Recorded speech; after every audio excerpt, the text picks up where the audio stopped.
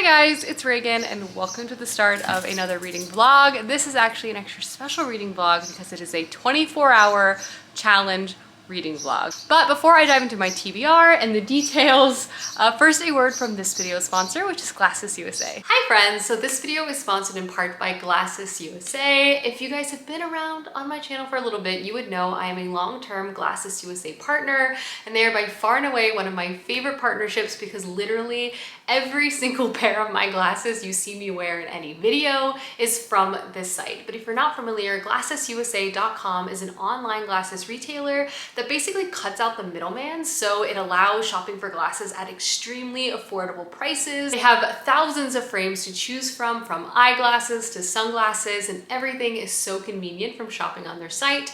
Not only is everything sent directly to your door, but they also have handy online tools like the online try-on tool to see what the frames look like on yourself before you actually purchase them. I of course have an exclusive offer for you guys, which I will have linked down below, but I do have a bit of a glasses haul today that is very much centered around sunglasses. With the spring summer season coming up, the sun is out and we gotta protect our eyeballs with some prescription or non-prescription sunglass lenses. So without further ado, let's go ahead and dive into the haul. The first pair of sunglasses I'm gonna show off are actually ones that I've owned for well over a year, and they're my everyday pair of sunglasses. I think these glasses are so cute. They're like this sort of tortoise cat eye look. I think they're trendy, super comfortable, and a great prescription option. This style, in my opinion, is hard to find. So when I found these, I honestly fell in love. I wear them every single day. And these are the Amelia E. Vivian frame in the tortoise color. And in fact, I loved them oh so much, I decided to get them in another color. Are these? It's the exact same frame, the exact same look, but I got them in white, which I thought would be so fun to pair with spring, summer outfits. I've been wanting a pair of white sunglasses, and I just thought these were so adorable. They're also currently on sale, and by far and away just my favorite pair of sunglasses. I wear them, I'm not kidding, every single time I go outside. So these are the first two frames I'm gonna show off, and these are again the Amelia E. Vivian frame, my absolute faves. And the last pair of frames I'm actually gonna show off for you guys, I'm really excited about. What I really like about Glasses USA is that they have so much to choose from really classic options, but also trendy options as well. And because they're such a good price, I feel less guilty about kind of trying something a little more adventurous. And so the next pair I got are a square frame sunglass, which I just feel like is very trendy for the moment. And these are the Adidas AOR021 frame. And again, they're just in this tortoise color, but this kind of larger, oversized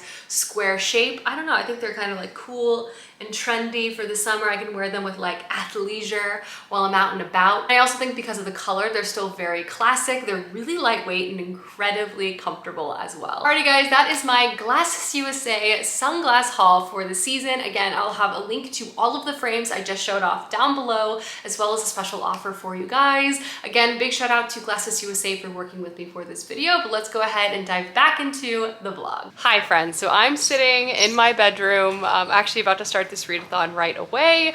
So funny story about the origins of why I decided to do a 24-hour readathon today is that Clay and I are actually getting an electrical panel replaced on our house because it supposedly can cause electrical fires, which obviously we don't want. So we're getting that replaced. And something I have learned as a recent homeowner is when you get a new electrical panel replaced, it can actually take an incredible amount of time. Makes sense. When I learned that, I was like, that seems logical. So that means I am actually not gonna have power in most of my house and no Wi-Fi for possibly up to 10 to 12 hours today, depending how long it takes them to swap the panel. So I can't really get much work done because I'm also gonna have people in and out of my house today, and obviously I don't have Wi-Fi. I obviously could go to a coffee shop, but I wanna be here just in case the electricians have any questions. So I said to myself, you know, Reagan, this seems like a prime opportunity to read without any type of distraction, so let's take advantage of it. So this kind of inspired, it is going to be a bulk of my 24-hour reading vlog. Obviously, I'll be reading through tonight and through tomorrow morning as well. It is about 10:30 in the morning, and I've just been kind of furiously working in the early AM hours before the electricians get here to try to wrap everything up as I can. But now they're about to arrive and the power is about to go off. But without further ado, let's talk about my TBR. Here's kind of my thought process in that if you've seen my most recent unread books video, I have a lot of unread books. So I thought this would also be a good opportunity to kind of knock some shorter books off my TBR. So these are the 3 books I hope to read. I'm gonna start with Beach Read by Emily Henry. This is so popular, and also just a lot of people I feel like really love this book. I also feel like because it's contemporary, I'll be able to read it pretty quickly, and I want to say it's about 350 pages, so I also just feel like it'll be one that I'll be able to breeze through. From there, I want to start Velvet Was the Night by Silvia Morano Garcia. This is a noir style kind of mystery thriller book. And also it's rather short, set in Mexico City during the 70s. I love Silvia Morano Garcia's writing so much, so I also felt like this would be a good pick for a 24-hour readathon. And I just feel like if the books are short, I feel like I'll have a lot of momentum and I can just like move from one to the other to the other. And then lastly, I'm not sure if I'll be able to finish this book, but I will definitely try to start it. It's If I Had Your Face by Frances Cha. This is a story, hello Matilda, set in modern day Seoul and follows a variety of women who kind of live in and around each other and explores themes of sexism and beauty standards within the Korean society and culture. I've heard amazing things about it, so I thought I would also add it to my TBR. So these are the 3 books I hope to start, finish, get through during my 24 hours of majority not having electricity or Wi-Fi. You know, I said, let's just read instead. Also, before the electricians get here, I'm gonna pour myself a cup of coffee, clay-made coffee. He is not here today because he can't have a 24-hour readathon instead of apparently doing his office work. So he's working from another locale, which is obviously very understandable. So I have coffee and I have a little yogurt I'm going to enjoy right now. Matilda being very cute, hanging out with me. And here are all my books. I did bring my computer because I am gonna do some editing, but I'm about to sit down and start book 1. It's so sunny. The light comes directly in that window, but I'm gonna start book 1, which is Beach Read by Emily Henry. And I feel like this is gonna be a fast read. I read contemporary very quickly, and like the font's not very big. I hear this is actually pretty emotional, which I'm curious to see how I feel. I read Beasts of a Little Land like very recently, and that was a very heavy read, so I don't know, I don't mind continuing that sentiment through more books. So I'm gonna start this now. Matilda enjoying the sun and also watching the work be done on the house because she's a nosy queen. A nosy queen. Meanwhile, I'm grabbing a bag of Cheetos for myself. It's a little 24-hour readathon midday pick-me-up. Friends, so far the readathon is going successfully. I have eaten this entire bag of Cheetos, which I'm feeling fueled, I'm feeling great. And I've also read 85 pages of Beach Read, and I'm flying through this book. This is definitely a fantastic book to read for a readathon or like vacation. It's charming right away and you're pulled in right away, and I do feel like this is going to balance like the tension you love to read in romance with like steaminess, but also it does feel like this book is going to have some really nice character arcs as well, and just the setup is hilarious. I love enemies to lovers, and so far this is having all of this. With this story, we follow our 2 main characters, January and Gus, and January at the beginning of this book is going through a hard time. She's broke, she's a writer, but she's having terrible writer's block, and she owes her publisher a book by the end of the summer. So she has decided to hole up in this lake house and try to crank out another love story. But January is also going through a lot. She is dealing with the grief of losing her father, but also kind of having the rug pulled underneath her about her perception of how perfect her family was. She has a lot of resentment for her father, but can't really confront him because he has since passed away. It is also having a more strained relationship with her mother. And all in all, January, who has always really believed in this feeling of love, is just having a hard time finding kind of that positive light at the end of the tunnel. And to make matters worse, after she moves in, her neighbor turns out to be her arch nemesis, Gus from college, who is also a writer, but he's known for writing like the great American novel and writes more like literary fiction and more dramatic and depressing novels. Due to a variety of circumstances, they keep crossing paths in this small lake town, and they've basically decided to kind of have a competition with each other to write each other's own style, because they're both needing to write a book and they're both kind of having writer's block. So, and they basically think that they can write a better version of each other's genre, and they're just gonna see which one's better by the end of the summer.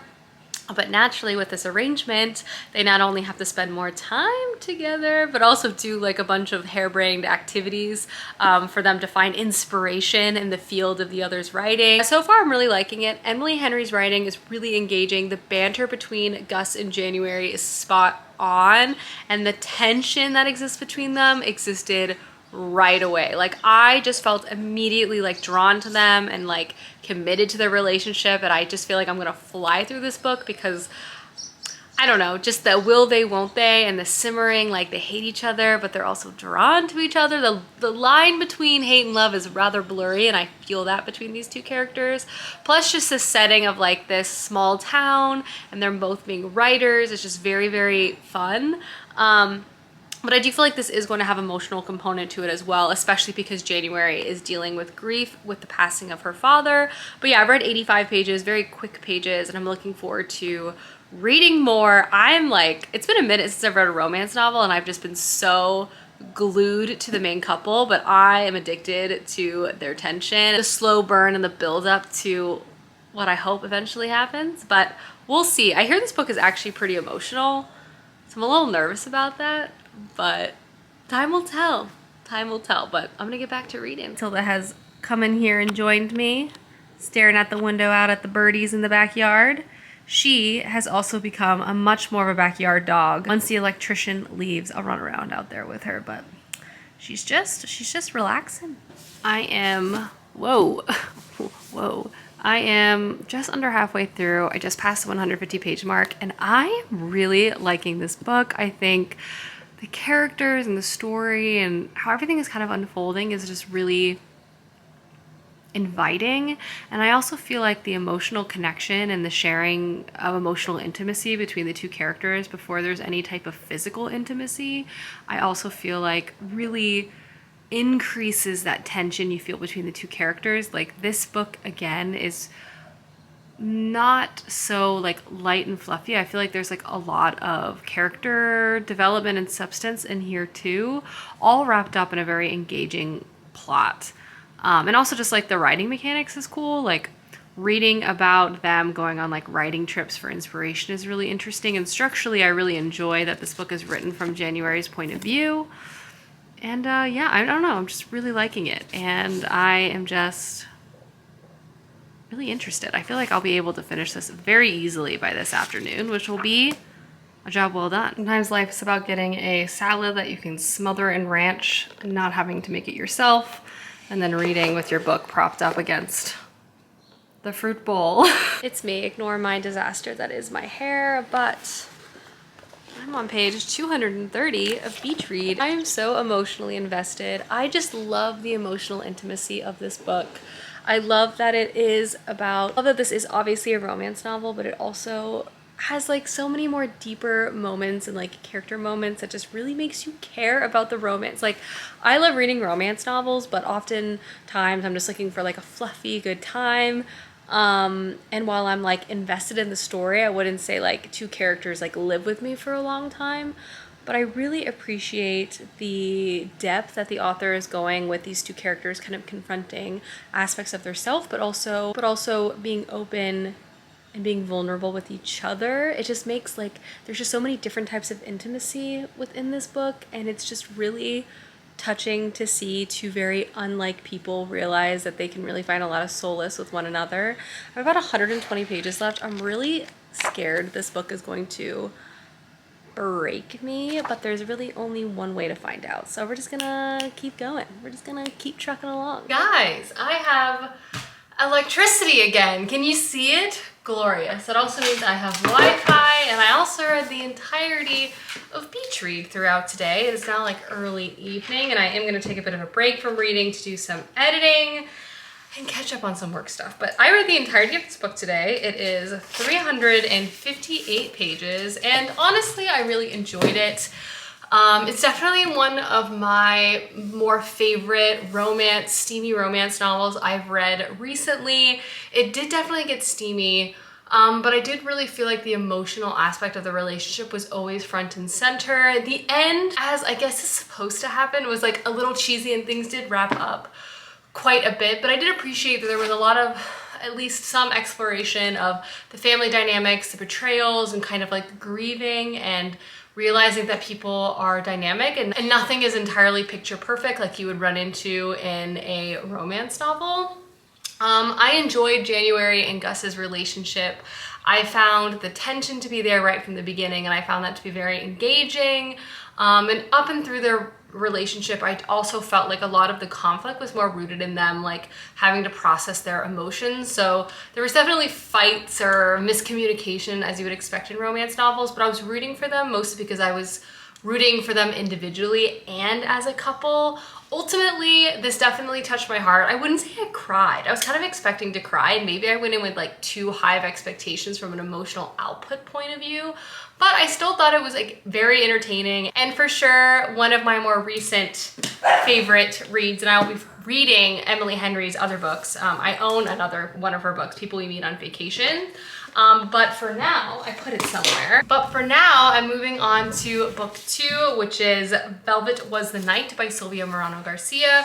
This book is just under 300 pages, so I think with completing this and then also completing this, I'll have about 600 pages and some change read. My goal is to finish this tonight, so I'm gonna start it this evening, probably take a little bit of a break when Clay gets back from where he was working today, which won't be till later this evening, and then wrap it up before going to bed, and then start my 3rd book tomorrow before my dentist appointment. That's my plan. Just trying to get through some of these TBR reads. As we all know, it's teetering out of control. But yeah, that's the plan. I do need to do some editing, take a bit of a break, but I will circle back, especially when I pick this book up. But beach read, enjoyable, perfect readathon read, very fast. Read through it very, very quickly. It also makes me want to go to Michigan, which I don't think I've ever been to Michigan before, but apparently the lakes there are rather nice, according to this book, so I'm intrigued. But anyway, goodbye. Here, and I'm making dinner, and by making dinner, I'm having Annie's mac and cheese, and I'm trying a new penne and 4 cheese, so fancy. I also have some trail mix. It is just past 7, but I finished up editing, which is great. Gonna watch some TV, unwind, shower, and then jump right back into reading. And a bon appetit. Incredible. I'm excited about this penne Annie's, you know? Really upping the ante over here. Hello, I am laundered, and I have a face mask on, a little sleep in. My skin's been very dry. We're trying to fix it, but let's go back to reading. And maybe some ice cream. Apologize for the lighting in advance. I'm still like trying to work out how to film at night in this bedroom. But I have read 75 pages so far of Velvet Was the Night, and this book is really interesting. First and foremost, the vibe is pretty good, pretty dang good, because this is a noir style story set in Mexico during the 70s, and just like the scenes and the vibe are definitely fitting into this sort of aesthetic. It feels incredibly visual to me, first and foremost, and there's also a slow burn nature of the story itself, which in general is just very, very appealing. What I'm also really enjoying is the alternation between their 2 primary points of view. So we have 2 characters, Elvis and Maite, and their lives could not be more different. And I think the contrast, and not only their everyday like goings on, but also their narrative style is just so interesting, and just the ping-ponging back and forth. And you know in the synopsis that they eventually cross paths, but anyway, a bit more about them. Elvis is someone who works in like the criminal underground. He doesn't really like that he's like an enforcer, but he kind of just fell into it as his only source of income and job. So he's been doing it for a long time. He's trying to get out of it though, but he basically works for a boss. And at the beginning of this book, he's basically breaking up like student protests for communism and things. He basically is, again, just kind of like an enforcer, and his narrative is like so stream of consciousness and like all over the place, very intense. His chapters are incredibly intense, not only due to his line of work and there's a lot of violence, but also just like how he narrates his life is very intense. And then we shift to Maite, who is a secretary. She just turned 30 and she lives a very quiet life. Like, she loves her novellas, like her little weekly stories that she reads in her magazines. She dreams of like a great romance and stuff, but nothing has really happened to her. She's kind of like the less loved daughter of a family. Her mother's very hard on her, and she's just kind of like going about her day. But at the beginning of the book, a young artist across the hallway from her asks her to pet sit, and this sort of begins this storyline that kind of involves both of our characters from here. But so far I'm just very engaged by, first and foremost, the setting, and the vibe is so cool. If you like noir style stories, like, this is a good book to pick up. It is very slow burn. Like, don't expect this to just be like off the bat. But at the same time, I am reading it quickly, especially because I'm just trying to get my bearings in this story, in this world, and I'm just so into the characters and so far what's going on. So anyway, I'm obviously gonna read more. I'm gonna try to finish it tonight. If not tonight, then definitely tomorrow, but I'm making good progress. And that's all I got to say. Making some solidly good progress in this book, about halfway. Things are also very much getting spicy. I'm really into the two main characters. I find them to be very endearingly like a mess, both of them in their own ways. But anyway, I'm gonna keep trucking along and I'll give you guys more of a thorough update tomorrow morning. Good morning, coffee is brewing. Also kind of that I went to bed a little early last night because I can't help myself, but I made myself at least wake up early the next day. So we are up and I've got my book, so let's go read.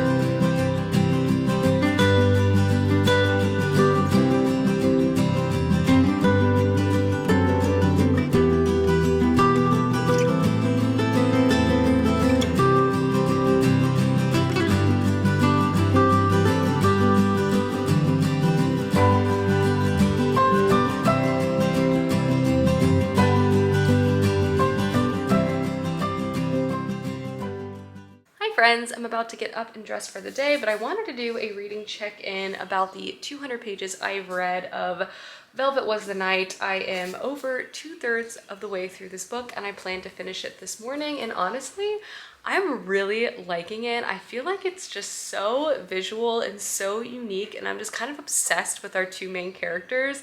They're incredibly flawed, but I feel like they're points of view are just a really interesting way to consume this story. First and foremost, I also want to say I don't think the plot is slow at all. I feel like I did get a few comments saying it's like very slow, but I don't necessarily think the fact that it's slow burn means it's slow. Like, if anything, I'm like hanging on with every reveal, every new person introduced, because basically it's centering on this mystery of trying to find this young missing woman named Lenora, and it basically kind of evolves from locating her to realizing that there's possibly like a larger political conspiracy with activism and revolution and young intellectuals in Mexico City kind of rising up against the regime there, and like all of this is very much connected. Again, we're just following Ellis and Maite as they're trying to find her.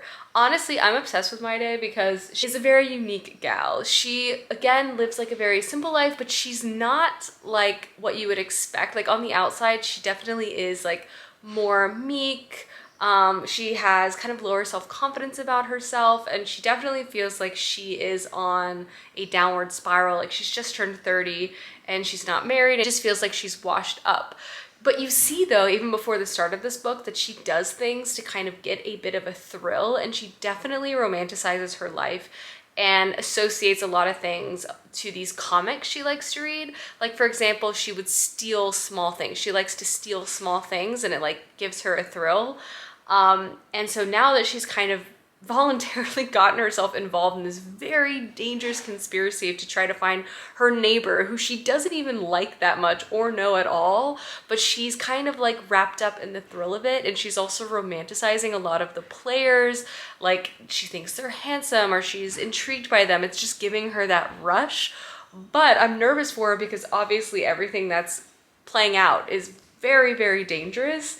And then obviously coupled with that, we have Elvis, who is a very like, he has a very dangerous job and it's a very violent job, and he's not like a like noble like gangster who like turns his nose up to violence and is trying to prevent being violent. Like, he's a violent man, but at the same time he's like oddly, oh, Matilda's here.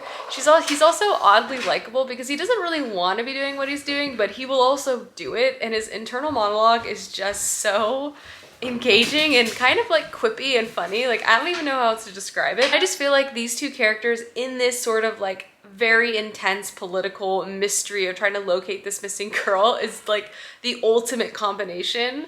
And I think just makes a story like this feel so fresh. All of this combined with the 70s vibe of Mexico City and just the overall aesthetic of what's going on, I'm just very entranced by this. I don't have very much of it left. I'm actually going to finish it now and I will give you guys an update, and then I'll move on to my third book. But as it stands, I've read over 500 pages, about 550 pages to be exact.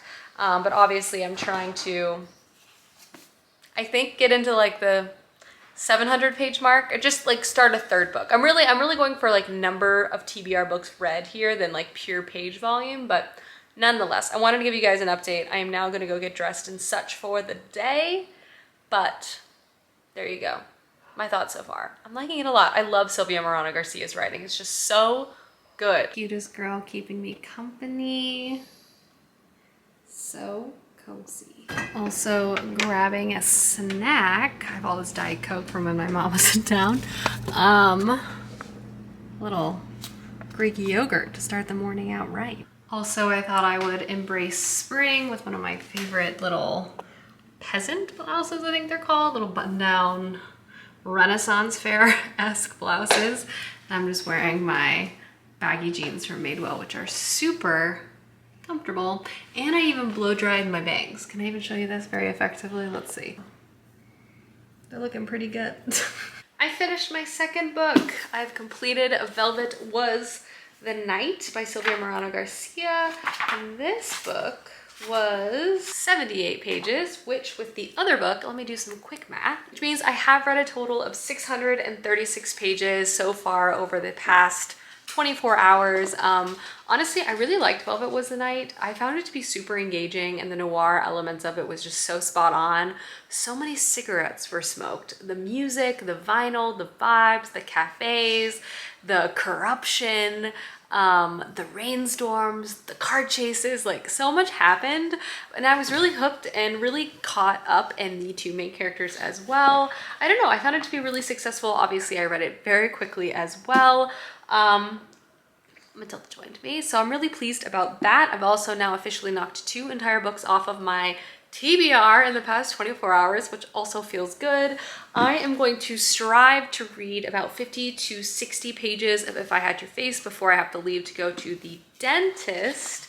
This is another shorter book, so I do feel like I'll be able to read it rather quickly. And then with that, I'll have read over 700 pages, which I think is pretty solid for a 24-hour readathon. So at least for me anyway. But yes, I finished my second book and I'm now officially on to my third book. Hi friends, it's Reagan and welcome to the end of the vlog. A few days later, I just wanted to quickly wrap up everything I was able to read over the course of this 24-hour, no power, no Wi-Fi for partial amount of the 24 hours readathon. And ultimately I was able to actually read, first and foremost, 50 pages of If I Had Your Face by Frances Cha. So far I'm really gripped by this story. I really love that it's multi-POV, and I can already tell it's going to have like a huge like I feel like I'm going to read this book and I'm going to take a lot from it. I feel like it's going to be a book that's going to stay with me for a long time. Quick reminder that this is set in modern day Seoul and follows a variety of points of view of women kind of living in the same building. Some are really close, some are like tangentially close. And it explores topics like beauty standards, sexism, and misogyny. And it's really about a lot of these different women's lives, but also this longing and this desire of looking outside of themselves at other people's circumstances, but mostly their faces, and questioning, wow, if I had your face, this is what I would do. If only I had your face, I would be happy. And within all of that, like, that whole idea, like there's so much there to unpack, but like class, and obviously just like the weight that society puts on beauty, and how you're perceived, how you're treated, but also depending on who and where you work, even if you have beauty, you might not it might not be enough. Or if you have money, you might not need beauty as much. Like all of these things are very much interwoven.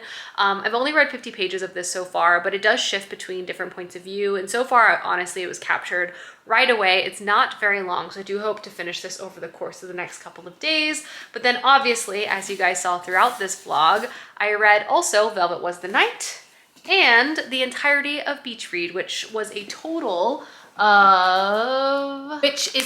of 686 pages, which I will take as a success. 24 hours over almost 700 pages read, I think is personally really good. I was also able to complete 2 entire books and start a 3rd one. So from a TBR point of view, very, very successful. But I hope you guys enjoyed this video. And again, big shout out to this video sponsor, which is Glasses USA. Quick reminder, all of my frames will be linked down below, but I hope you guys enjoyed and I'll see you soon with another one soon. Goodbye.